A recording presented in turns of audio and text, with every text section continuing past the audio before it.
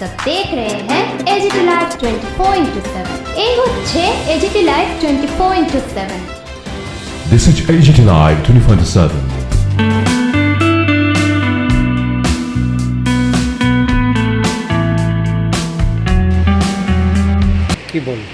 নমস্কার।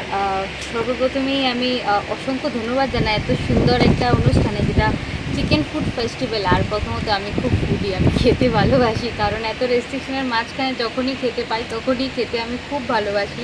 তার জন্য ইনভাইট করার জন্য আগরতলা ক্লাবকে অসংখ্য ধন্যবাদ জানাই।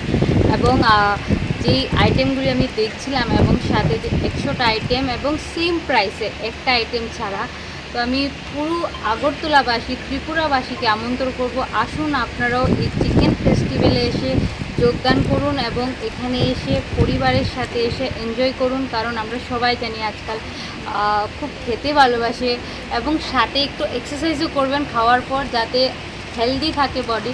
এবং chicken as a athlete protein part, আমরা অনেকেই অনেকটা স্পাইসি না খেয়েও হেলদি ফুডও খাওয়া যায়। তো আমি চাইবো আপনারা আসুন, ফ্যামিলির সাথে আসুন এবং এসে খুব এনজয় করুন এখানে। Good morning. প্রথমে আমাদের সঙ্গে উপস্থিত হয়েছেন বিশ্বখ্যাত দীপা কর্মকার এবং বিশ্বসুনন্দী, দুজনকে আমাদের ক্লাবের পক্ষ থেকে অভিনন্দন এবং ধন্যবাদ জানাই এবং কৃতজ্ঞতা জ্ঞাপন করি যে ওরা এই ব্যস্ততমের মধ্যেও আমাদের সময় দিয়েছে, তার জন্য ধন্যবাদ। আপনারা গত বছরও দেখেছেন আগরতলা ক্লাব সেম জুন মাসে 2023 সনে আমরা প্রথম চিকেন ফেস্টিভ্যাল আয়োজন করি, এবং এখানে গতবারের ন্যায় এবছরও আমরা 8 তারিখ থেকে 8ই জুন থেকে 17 জুন অবধি আমাদের এই ফেস্টিভ্যাল চালু থাকবে। একটা ভালো মুহূর্তে নিমন্ত্রণ পেয়ে সবচেয়ে প্রথমে আমি সুজিত এবং প্রাণগোপাল বাবুকে ধন্যবাদ জানাচ্ছি।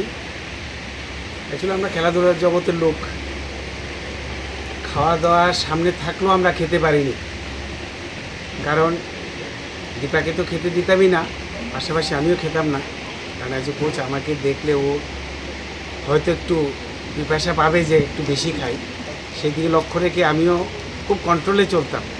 কিন্তু আজকের এই যে চিকেন ফুড ফেস্টিভ্যাল আগামী 8 দিন চলবে, প্রায় 100 না 200টার মতন আইটেম আছে।